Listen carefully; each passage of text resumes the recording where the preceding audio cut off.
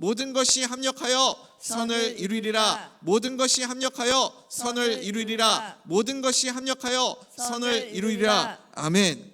우리 창세기 37장부터 39장까지의 말씀을 우리가 한 주 동안 함께 나누는데, 이 말씀을 통해 형통함의 복이 우리 모든 성도님들의 삶 가운데 임하게 되기를 간절히 소원합니다. 가장 큰 복 중의 복은 여러분 무엇입니까? 하나님이 함께 하시는 복인 줄 믿습니다. 하나님이 함께 하시면 어떻다고요? 하나님이 함께 하시면 아멘. 하나님이 함께 하시는 복이 우리의 최고의 복입니다. 하나님이 함께 하시니까 요셉이 노예로 팔려갔지만 하나님이 그를 높이시지 않으셨습니까? 어느 곳에 가든지 요셉을 통해 하나님이 형통하게 하시고 복덩이가 되게 하여 주셨습니다. 우리 대전명석교회 성도님들도 어느 곳에 가든지 우리 성도님들 때문에 대전명석교회가 복되고, 또 우리 성도님들의 가정이 복되고, 우리 성도님들의 직장과 사업장이 복되게 되는 그런 모든 사람들의 복덩이가 되는 하나님의 사람, 형통함의 축복이 있는 주의 자녀들 다 될 수 있기를 간절히 소원합니다. 오늘 우리가 읽은 본문 말씀은 어떤 내용입니까? 하나님이 함께 하시면 복덩이가 되고 형통함이 있는데, 그러면 이렇게 하나님이 나와 함께 하시면 이제부터 우리의 삶 가운데 아무런 난제도 없고 어려움도 없고 고난도 없고 시험도 없는가? 그렇지는 않다는 거예요. 하나님이 나와 함께 하시고 형통함의 복이 임해도 우리의 삶 가운데 여전히 고난도 찾아올 수 있고 시험도 찾아올 수 있고 여러 가지 어려운 일들이 찾아올 수 있습니다. 그렇지만 여러분, 우리가 붙잡아야 할 말씀이 무엇입니까?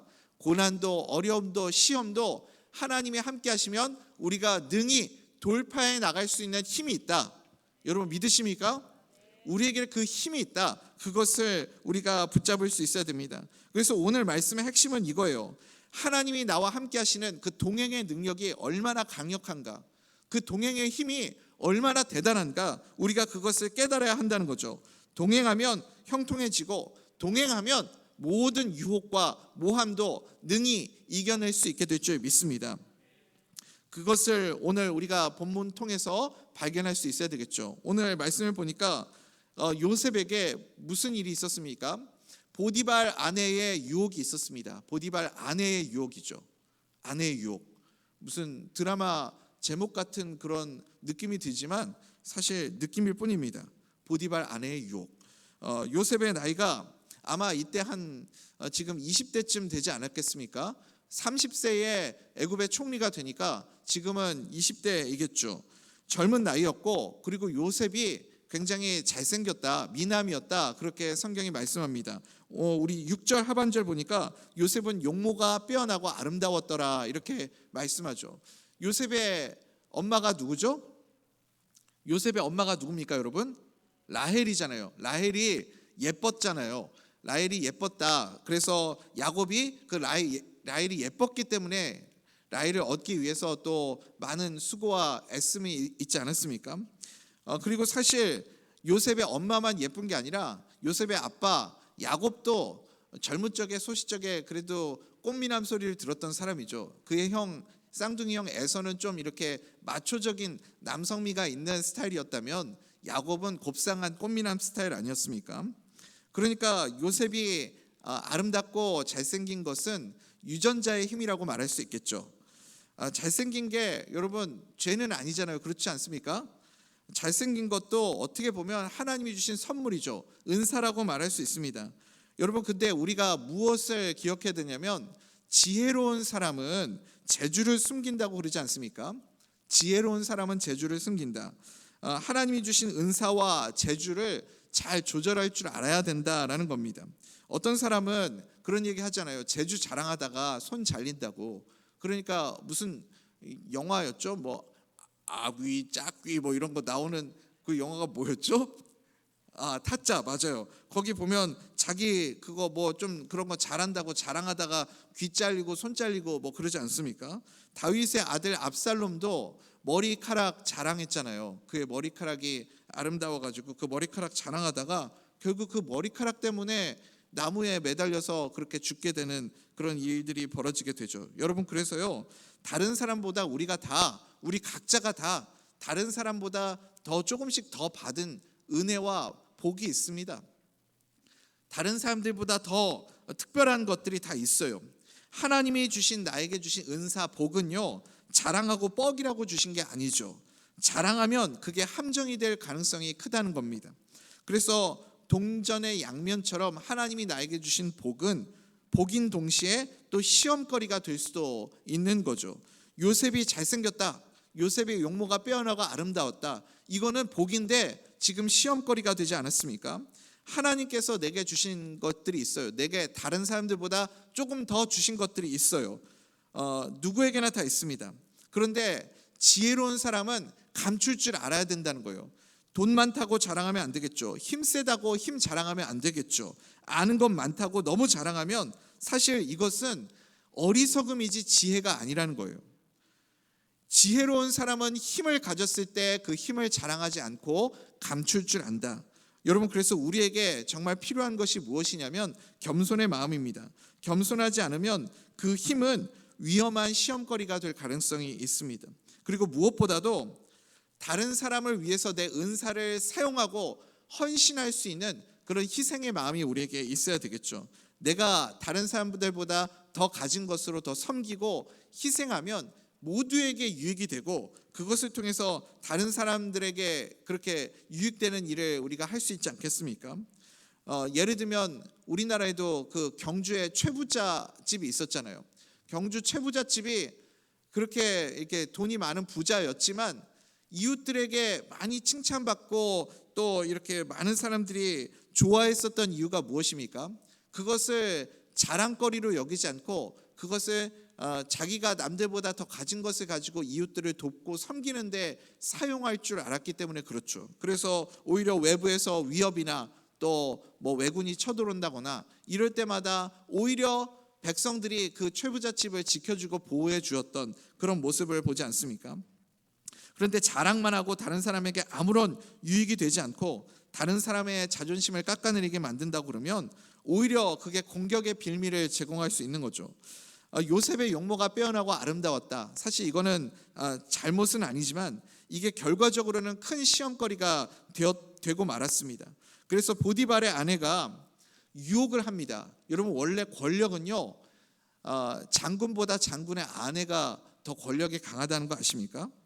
장군보다 장군의 아내가 더 무섭다고 그러잖아요. 사실 형식은 유혹이지만 내용은 무엇입니까? 내용은 명령입니다. 요셉이 노예였잖아요. 그러니까 지금 보디발의 아내가 요셉에게 유혹하고 있다라고 말을 하고 있지만 이거는 거부할 수 없는 명령입니다. 그럼에도 불구하고 요셉이 이 명령을 믿음으로 거부하지 않습니까? 요셉은 모든 유혹을 단호히 거절했다, 그렇게 말씀하고 있습니다. 어떻게 이 모든 유혹과 이 부당한 명령을 거절할 수 있었습니까? 내 안에 하나님이 계시니까, 하나님이 나와 동행하시니까. 그래서 그 동행의 능력이 있으니 이 유혹도 이길 수 있는 힘을 하나님이 주신다. 그 믿음으로 요셉이 유혹을 물리친 줄 믿습니다. 그게 오늘의 핵심이죠. 우리 함께 10절 말씀 읽어봅시다. 10절 시작. 여인이 날마다 요셉에게 청하였으나 요셉이 듣지 아니하여 동침하지 아니할 뿐더러 함께 있지도 아니하니라. 아멘. 그러니까 요셉이 지금 이 시험의 과정 가운데 있지만 이 모든 과정을 하나님께 맡기는 거예요. 결과는 여러분 누구의 영역이라고 그랬죠? 결과는 내 영역이 아니에요. 하나님의 영역입니다. 과정 중에 그저 묵묵하게 하나님께 나의 삶을 맡겨드리고 하나님의 말씀을 붙잡고 그 말씀대로 살아가려고 몸부림을 치는 겁니다. 결과는 주님께 맡겨야 되는 거죠. 그런데 지금 요셉이 하나님의 말씀에 순종해서 주님의 마음에 순종해서 그렇게 맡겨드렸더니 결과가 어떻게 됐어요? 결과적으로는 내가 원하는 대로 되지 않을 수도 있습니다. 요셉이 순종했어요. 그렇지만 결과는 그것 때문에 요셉이 감옥에 가게 되었습니다. 그런데 그 결과를 주님께 맡기고 나니까 여러분 어때요? 감옥에 갔지만 그 감옥에 간 것이 나쁜 일이 되지 않았죠. 감옥에 간 것이 오히려 요셉이 더 잘 되는 그런 결과를 낳지 않았습니까? 바로 왕에게 가게 되는 그 사다리의 일부가 되었습니다. 여러분, 우리의 인생도 그렇습니다. 우리가 인생을 크게 보아야 됩니다. 눈앞에 지금 당장 있는 그 작은 이익 때문에 그 이익을 가지고 결과를 내가 만들어내려고 하다 보면 그러면 우리가 늘 하나님의 말씀에서 벗어나게 되고 타락하게 되고 그리고 무너지고 깨지게 되는 그런 모습들을 보게 됩니다. 과정 가운데 우리는 늘 하나님과 동행하는 주님과 동행하는 그런 모습이 있어야 됩니다. 주님과 동행할 때 과정을 통해서 우리는 믿음이 더 커지고 주님이 나의 삶 가운데 함께 하시는 그런 은혜를 우리가 경험하게 될 줄 믿습니다. 그래서 요셉이 이런 단호한 거절이 가능했다라는 거죠. 원래 이 유혹이 안 되니까 유혹이 안 되면 그 다음에는 권력을 가지고 무엇을 하냐면 머리가 좋은 사람은 모함을 하거든요. 모함. 이제 유혹이 안 되니까 보디발의 아내가 모함을 합니다. 여러분 모함의 속성이 무엇인지 아십니까? 모함을 하는 사람은 그냥 막 밀어붙이는 것이 아니라 모든 것을 다 계획하고 세팅을 합니다. 모함하는 사람들은 항상 다 미리 세팅을 해요. 그래서 첫 번째로 무엇을 합니까? 적대감을 불러일으키는 그 말을 하죠. 그래서 뭐라고 말하냐면 요셉에 대해서 히브리 사람이다 이렇게 말을 합니다. 히브리라는 그 말 자체가 목축업자라는 의미가 포함되어 있는 거거든요. 그래서 이 히브리 사람 이게 그냥 칭찬하는 표현이 아닙니다. 천민, 천시받는 사람이라는 그런 의미를 가지고 있어요. 지금 요셉이 보디발의 집에서 모든 일에 관장하는 그런 일을 맡고 있지 않습니까? 노예 자리로 들어온 사람이 지금 모든 일을 주관하는 그런 높은 자리에 올라가 있습니다. 요셉이 가정총무가 되었을 때 그것을 보면서 마음속에 반감을 가졌던 사람이 있었을까요? 없었을까요? 저 굴러들어온 놀이 박힌 돌을 다 빼내네 이런 생각 한 사람이 있었을까요? 없었을까요? 아마 그 마음속에 이 요셉에 대해서 드러내지는 못하겠지만 보디발이 임명한 일이기 때문에 뭐 대놓고 뭐라고 말은 못하겠지만 마음속에 이런 반발심이나 반감을 가진 사람들이 분명히 있었을 겁니다. 그런데 그 반감의 마음에 불을 지르는 표현이 뭐예요? 그게 히브리 사람이라는 거예요. 그래서 사람들을 이렇게 격동하게 만드는 겁니다. 마음속에 불을 지르는 말, 격동하는 말을 했습니다. 지금 보디발의 아내가 왜 이런 말들을 하는 거죠? 자기의 뜻을 이루려고요. 자기의 목적을 이루려고요. 그래서 사람들의 마음을 갈라놓고 망하게 만드는 것입니다. 지금도 여러분 우리가 살아가는 이 시대를 어떤 시대라고 말합니까? 모함의 시대라고 말합니다. 모함의 시대. 그러니까 여러분 우리가 정신을 바짝 차려야 돼요. 정신을 바짝 차리지 않으면 내가 다른 사람들이 누군가를 모함하는 모함의 도구로 사용될 수 있습니다. 그게 참 어리석은 일이죠. 모함하는 사람이 여러분 다른 사람에 대해서 모함하고 그렇게 말하는 이유가 무엇입니까? 자기의 이익, 자기의 목적을 이루기 위해서 모함을 하는 거예요. 그것을 위해서 모함하는 것이지 여러분을 위해서 나를 위해서 모함하는 게 아닙니다. 그러니까 내가 그 모함하는 말에 선동돼 가지고 거기에 동참하는 어리석은 일을 범하지 마십시오. 이용당하는 것뿐이죠. 그래서 이렇게 적대감을 불러일으킨 다음에 뭐라고 해요? 그 다음에 이제 물증이 있다라고 말을 합니다. 물증. 이 물증도 다 자기가 세팅해 놓은 거 아니에요? 가짜로 만들어 놓은 거짓 증거, 이거 보고 사람들을 혹하게 만드는 거죠. 요셉이 옷을 놔두고 도망쳤잖아요.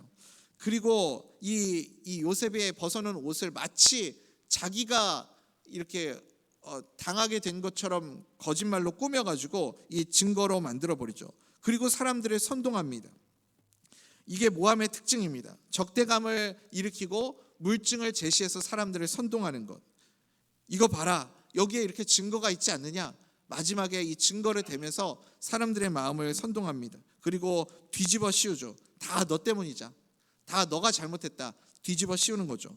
자기가 유혹했는데 마치 요셉 때문에 이런 모든 일들이 벌어진 것처럼 요셉에게 죄를 뒤집어 씌우는 것을 보게 됩니다. 우리 14절, 15절 말씀 같이 한번 읽어볼까요? 시작. 그 여인의 집 사람들을 불러서 그들에게 이르되 보라 주인이 히브리 사람을 우리에게 데려다가 우리를 희롱하게 하는도다. 그가 나와 동침하고자 내게로 들어오므로 내가 크게 소리 질렀더니 그가 나의 소리질러 부름을 듣고 그의 옷을 내게 버려두고 도망하여 나갔느니라 하고. 아멘. 요셉이 지금 위기 가운데 처하게 되었습니다. 유혹을 이겼더니 무엇이 찾아왔어요? 모함이 찾아왔잖아요. 유혹을 이겼더니 이제는 모함이 찾아왔습니다. 그런데 여러분, 여기서 요셉의 특징이 무엇이죠? 요셉의 모습을 잘 보십시오. 요셉이 한마디 말도 안 해요.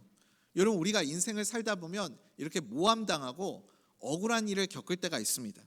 모함당하면 제일 먼저 느끼는 게 무엇이죠? 억울하니까 말하고 싶고 반발하고 싶고 그러지 않습니까? 그런데 한번 곰곰이 생각해 보세요. 지금 요셉이 자기의 억울함을 푼다고 여기서 시시비비 가린다고 하면 요셉이 살아남겠습니까? 그럴 수가 없겠죠. 힘이 없는 사람이잖아요. 힘이 없는 사람인데 우리도 마찬가지예요. 지금 힘이 없을 때는 시시비비 가리려고 하면 오히려 일이 해결되는 것이 하나도 없습니다. 요셉이 억울하다고 자기 죄를 입증하기 위해서 이런 저런 것들을 반증을 가져다 놓고 이야기를 한다고 해서 요셉에게 지금 당장 얻을 게 뭐가 있겠습니까? 아무것도 없죠. 그래서 지혜로운 사람은 어떤 사람이에요? 지혜로운 사람은 모함당할 때 같이 싸우지 않습니다. 그 대신 어떻게 해요? 기다리죠. 언제까지? 힘이 생길 때까지. 자기가 자기의 그 억울함을, 모함당함을 해소할 수 있는 때가 올 때까지 기다리는 겁니다. 지금 힘이 없을 때 떠들어봤자 아무것도 얻을 게 없다라는 거예요. 사실 이 보디발의 아내는요, 요셉의 인생의 큰 그림을 전체를 볼 때는 보디발의 아내는 아무것도 아닌 존재입니다. 얼마나 보디발의 아내가 가치가 없는 존재였으면 성경에도 그 여인의 이름조차 언급하지 않지 않습니까? 이름 모를 여인이에요. 아무것도 아니고요. 요셉의 인생 전체를 보면 그냥 지나가는 엑스트라일 뿐입니다. 이 사건을 통해서 하나님의 목적이 무엇입니까? 요셉이 억울한 일을 당했으니까 시시비비를 가리는 것이 하나님의 뜻과 목적이 아니라 하나님의 계획은 무엇이냐면 이 일을 통해서 요셉이 감옥에 가야 되거든요. 감옥에 가야 거기에서 술 맡은 관원장과 떡 맡은 관원장도 만나고 그래야 그들을 통해서 바로 왕을 만날 수 있기 때문에, 그래서 하나님이 이 모든 큰 그림 속에서 그냥 보디발의 아내를 사용하셨을 뿐입니다. 여러분, 우리 인생도 마찬가지입니다. 우리의 삶 속에서 이렇게 모함당하고 어려운 일을 당할 때 그것 때문에 때로는 우리가 예수님 때문에 침묵하고 예수님 때문에 그렇게 인내하고 참을 수 있어야 됩니다. 그런 억울한 일과 그런 부당한 일들에 연연해하지 말고 십자가 위에 예수님처럼 침묵하면서 가야 할 때가 있습니다. 왜 하나님이 나에게 이런 시험을 허락하시지? 하나님이 왜 나를 이렇게 힘들게 만드시고 나를 많은 사람들 앞에서 이렇게 억울한 일을 당하게 하시지? 더 큰 뜻을 이루기 위한 하나님의 계획이구나. 우리가 그것을 기억할 수 있기를 간절히 소원합니다. 주님께 맡기고 모든 것을 맡기고 주님을 따라갈 수 있는 것이 중요하다는 거죠. 그래서 요셉은요, 거기서 더 이상 아무 말도 하지 않습니다. 여기서 보디발이 와가지고 분노했다. 오늘 우리가 읽은 본문 말씀에 보디발이 와서 분노했다, 그렇게 말씀하지 않습니까? 저는 이 말씀을 읽으면서 이런 생각이 들었어요. 보디발이 보통 사람이 아니잖아요. 왕의 그 경호대장 자리까지 올라간 사람이 보통 사람이겠어요? 이 눈썰미가 보통 있는 사람이 아니죠. 보디발이 이 사건의 전말을 정말 몰랐을까요? 이 사건의 전체 맥락을 보디발이 정말 몰랐을 거라고 생각하십니까? 저는 보디발이 다 알았을 거라고 생각합니다. 그 치밀하고 똑똑한 사람이 전체 내용을 몰랐을 리가 없죠. 정말로 이 노예가 자기 주인을, 자기 여주인을 욕보이려고 했다라면 보디발이 절대 가만히 있지 않았을 거예요. 더 내용을 들을 것도 없고 그 자리에서 칼을 빼서 요셉을 죽여도 그때 당시에 노예가 무슨 인권이 있고 발언권이 있겠습니까? 그렇게 한다 하더라도 뭐라고 말할 수 있는 사람이 아무도 없었죠. 그런데 보디발이 그렇게 행동하지 않습니다. 참 신기하게도 그 자리에서 직결 처형을 해도 전혀 이상할 일이 아닌데 보디발이 요셉을 죽이지 않고 감옥에 보냅니다. 감옥도 이렇게 아주 악질 최악의 범죄자들이 있는 감옥에 보내는 것이 아니라 나름 VIP급 그 범죄자들이 가는 그런 감옥으로 보내지 않습니까? 왕의 죄수를 가두는 곳으로. 그래야 그곳에서 하나님의 계획들이 이루어지죠.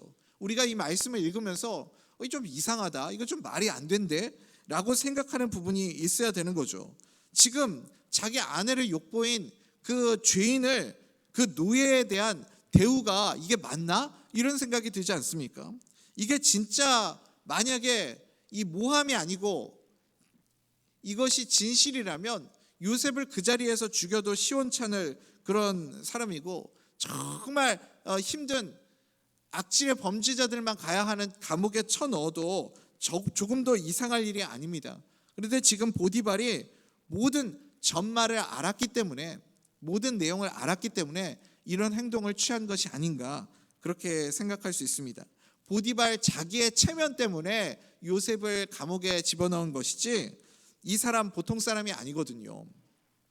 그러니까 요셉이 보디발의 신뢰를 계속 받고 있었기 때문에 지금 이런 상황 속에서도 마지막까지 그래도 보디발이 이 요셉에 대해서 그래도 배려를 해준 부분들이 있었다라고 우리가 추측할 수 있겠죠.